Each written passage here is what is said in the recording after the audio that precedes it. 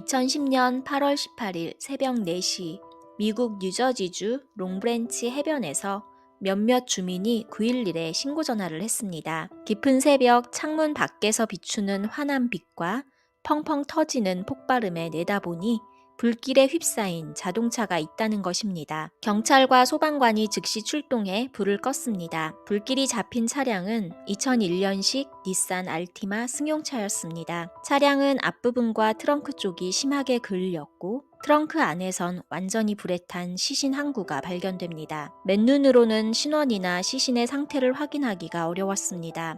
다행히 차량 번호판은 남아있어 조회했더니 60대 여성 에블린 무어로 확인됩니다. 경찰은 즉시 그녀에게 전화를 걸었고 당시 그녀는 휴가 중으로 다른 지역에 있다고 했습니다. 차량은 같이 사는 아들 스티븐이 몰고 다닌다고 하였습니다. 얼마 후 경찰은 스티븐의 치과 기록을 통해 시신이 에블린의 아들 42살의 스티븐 무어라는 것을 확인했습니다. 부검 보고서에 따르면 스티븐의 사망 추정일은 발견 이틀 전인 8월 16일이었고 목에 졸린 흔적과 구타의 흔적이 나왔습니다. 직접적인 사인은 둔기에 의해 뒤통수를 가격당하고 이후 머리에 집중적으로 구타를 당해 사망한 것으로 보았습니다. 그는 자동차 트렁크에 들어갈 때 이미 사망한 상태였습니다. 스티븐은 이미 이틀 전에 직장 동료에 의해 실종 신고가 접수된 상태였습니다. 그는 혼다 자동차 대리점의 세일즈맨이었습니다. 평소 업무 태도가 매우 좋았기에 출근하지 않는 그와 어떻게 해도 연락이 안 되자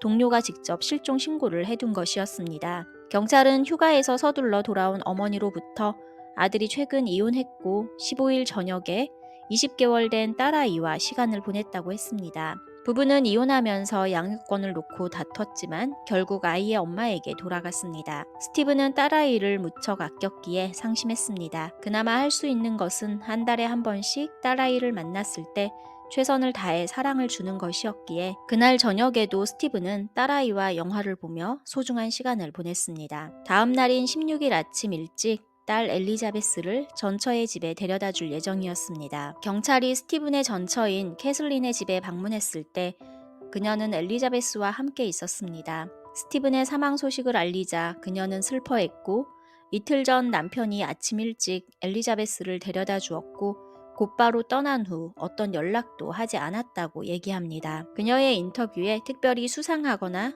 모순점은 안 보였습니다. 한편 자동차가 세워져 있던 인근을 수색했으나 어떤 증거품이나 발화 시점의 목격자도 CCTV도 찾을 수 없었습니다. 스티븐의 직장 동료와 친구들을 인터뷰했습니다. 스티븐은 직장에서 인정받는 성실한 직원이었고 일 처리도 잘해서 고객과 마찰을 빚은 적은 한 번도 없었다고 합니다. 친구들 또한 스티븐을 좋은 사람으로 기억했습니다. 스티븐은 여행을 좋아하는 낙천적이고 재미있는 친구였습니다. 학창 시절엔 스피드 스케이팅 선수로 활약했고 성인이 돼서 잠시 코치로 생활하기도 했습니다. 그는 30대까지 안정적인 직장 생활을 하지는 않았습니다. 돈에 연연하지 않아 그때그때 하고 싶은 일을 하며 살아가는 자유로운 영혼이었다고 합니다. 그러다가 초등학교 교사인 캐슬린을 알게 되었고 그녀는 성실히 일해서 본인이 번 돈으로 집도 갖고 있었습니다. 자신과는 달리 책임감 있고 생활력이 강해 보이는 그녀에게 스티븐은 안정감을 느꼈습니다.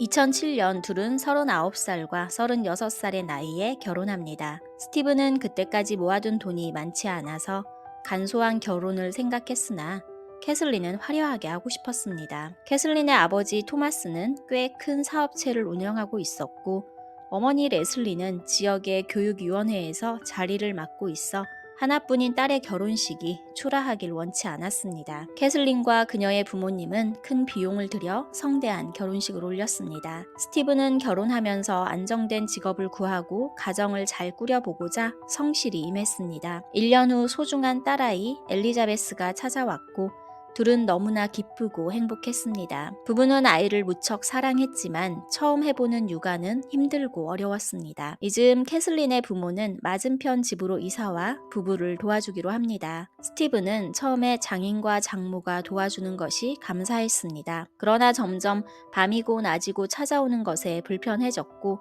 부부 사이에 개입하기 시작했습니다. 또한 스티븐의 양육 가치관과 달라 대립하기 시작합니다. 캐슬린과 장모는 엘리자베스의 시간표를 만들어 주어진 시간에 정해진 양만큼 먹고 자고 놀 수 있도록 했습니다. 아직 아기인 엘리자베스는 더 먹고 싶고 더 자고 싶어 칭얼대는 날이 많았지만 엄마와 외할머니는 어릴 때부터 습관을 들여야 한다며 그들의 방식을 고집했습니다. 스티브는 말도 못하는 아기가 보채는 것이 안쓰러웠습니다. 그래서 좀 더 먹이고 좀 더 잘 수 있도록 했는데 이는 캐슬린에게 굉장히 거슬렸고 부부는 점점 싸우는 날이 늘어났습니다. 캐슬린은 양육 방식이 다른 부모의 행동으로 아이에게 혼란을 줄 수 있고 딸의 성장에 도움이 되지 않는다며 자신의 방식을 따라달라고 요구했습니다. 부부가 싸울 때면 캐슬린은 아이를 안고 바로 앞집으로 건너갔습니다. 그리고 다음 날엔 장인 장모와 함께 나타나 스티븐에게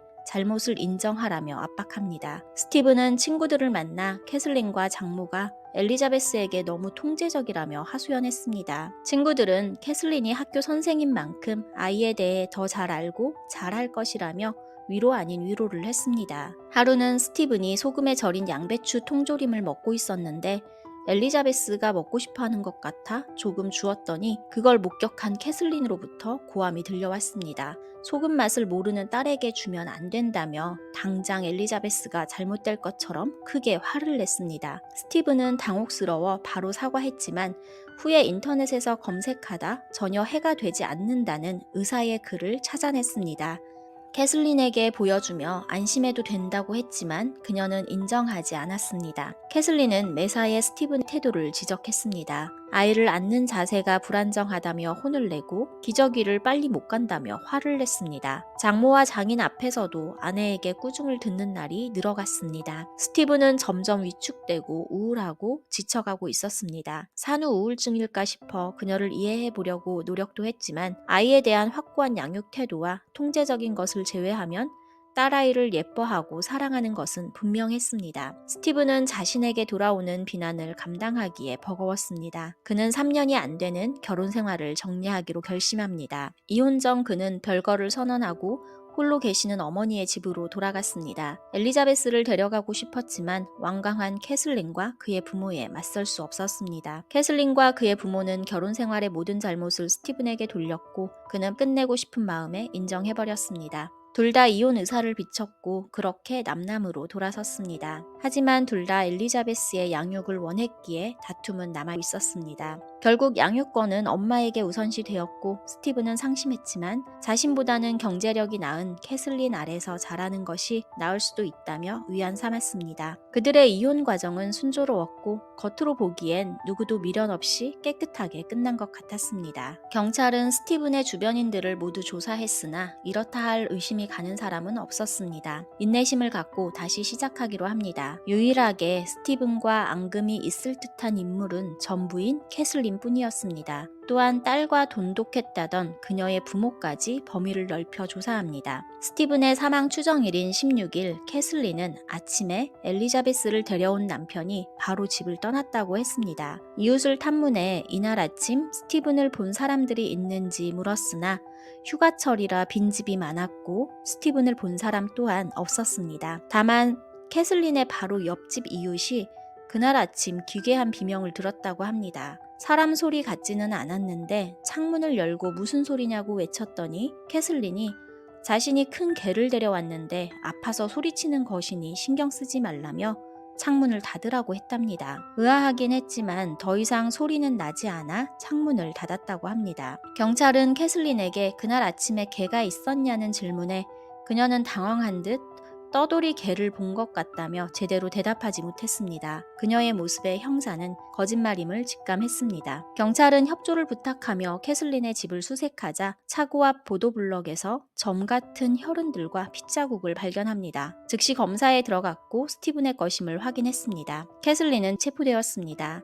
경찰은 16일 아침 캐슬린의 집에서 무슨 일이 있었음을 확신했고 그녀 혼자서 처리했다고 생각하지 않았습니다. 캐슬린의 엄마 레슬리는 그날 아침에 알리바이가 확인됐고 아버지 토마스는 회사에 있었다고 했지만 그를 봤다는 직원은 아무도 없었습니다. 또한 그의 직원들과 인터뷰하던 중 한 직원이 얼떨결에 비밀을 고백했습니다. 그는 토마스가 아버지 같은 분이라고 말을 뗐지만 개인적으로 시킨 일에 대해 털어놨습니다. 토마스는 그에게 약 400만 원을 주며 차량에 휘발유를 뿌려 불을 붙여달라는 부탁을 받았다고 합니다. 하지만 그는 마지막에 할 수 없다며 손을 뗐다고 했습니다. 한편 캐슬린의 체포 소식을 들은 토마스는 자신의 차에서 자살 시도를 했고 혼수 상태로 병원에 옮겨졌습니다. 며칠 만에 그는 의식을 찾았고 순순히 범행을 인정했습니다. 16일 아침 부녀가 힘을 합쳐 스티븐을 살해한 것으로 드러났습니다. 스티븐이 캐슬린에게 엘리자베스를 안기고 돌아서려 할 때 캐슬린은 차고에 있는 물건을 가져가라며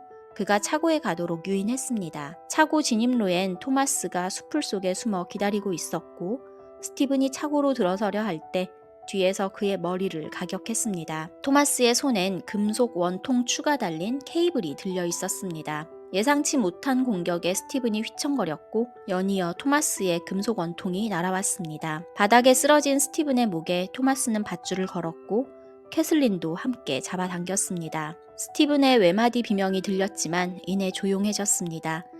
이웃이 비명을 듣고 창문을 열었지만 캐슬린은 아픈 개의 소리라며 창문을 닫으라고 했습니다. 부녀는 시체를 스티븐이 타고 온 차의 트렁크에 실었습니다. 둘은 망설이지 않았습니다. 이미 계획돼 있었기에 바로 다음을 실행합니다. 부녀는 롱브랜치에서 만나기로 했고 스티븐의 차를 토마스가 운전하고 캐슬린이 자신의 차를 타고 뒤따릅니다. 몇 초 간격으로 지나는 부녀의 모습이 마을 쓰레기장 CCTV에 잡혔습니다. 롱브랜치의 해변에 도착하자 토마스는 차를 세워두고 식당에서 캐슬린과 만나 그녀의 차를 타고 돌아왔습니다. 집에 도착하자 둘은 핏자국을 청소하고 토마스는 옷을 갈아입고 범행 때 썼던 밧줄과 케이블, 방수포를 쓰레기장에 버렸습니다. 토마스는 아끼던 직원에게 돈을 주고 차량에 불을 질러달라고 부탁했으나 끝내는 거절에 그가 직접 새벽에 롱브랜치로 가 세워둔 차에 불을 붙였습니다. 토마스와 캐슬린은 법정에서 살해를 인정했습니다. 토마스는 살인과 방화로 징역 45년을, 캐슬린은 살인과 사체유기로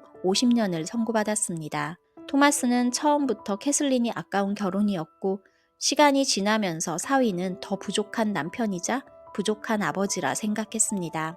양육권이 캐슬린에게 있었음에도 부녀는 스티븐의 면접 교섭권까지 못마땅했습니다. 가족은 엘리자베스에 집착했고 스티븐이 아빠의 자격마저 박탈당하길 원했습니다. 그들은 플로리다로 이주할 계획을 세웠을 때 걸림돌이 나왔습니다. 스티븐과 캐슬린의 이혼 계약에 의하면 양육권을 갖는 자가 이주할 경우 상대방도 아이를 만날 수 있도록 같은 지역에 살 수 있다고 쓰여 있었습니다. 이때 새로운 환경에 적응하도록 6개월 동안 재정적 지원을 해줘야 한다는 조건을 스티븐이 내세웠습니다. 캐슬린이 플로리다로 이주한다면 스티븐이 원할 경우 그도 플로리다로 가게 되는데 이때 스티븐의 자립 비용을 캐슬린 측에서 부담해야 한다는 것입니다. 가뜩이나 못마땅하고 싫은데 6개월간 돈까지 줘야 할 현실에 토마스는 매우 화가 났다고 합니다. 그는 음모를 세워 사위에게 마약 혐의를 씌우려고 했으나 실패했습니다. 캐슬린 또한 스티븐과 한 약속을 지키고 싶지 않았고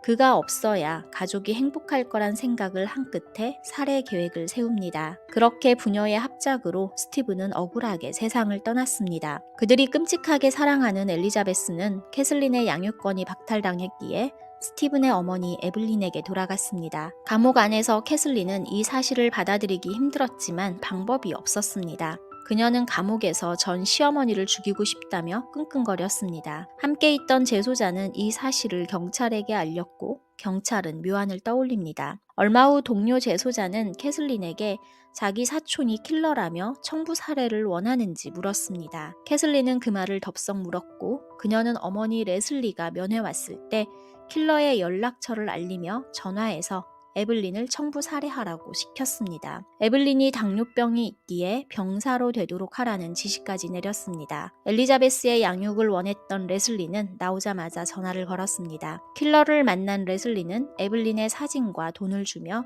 당뇨병과 관련해서 사망한 것처럼 해달라고 했습니다. 말을 마치고 돌아서던 레슬리는 그 자리에서 바로 체포되었습니다. 킬러는 사실 비밀 수사관이었습니다.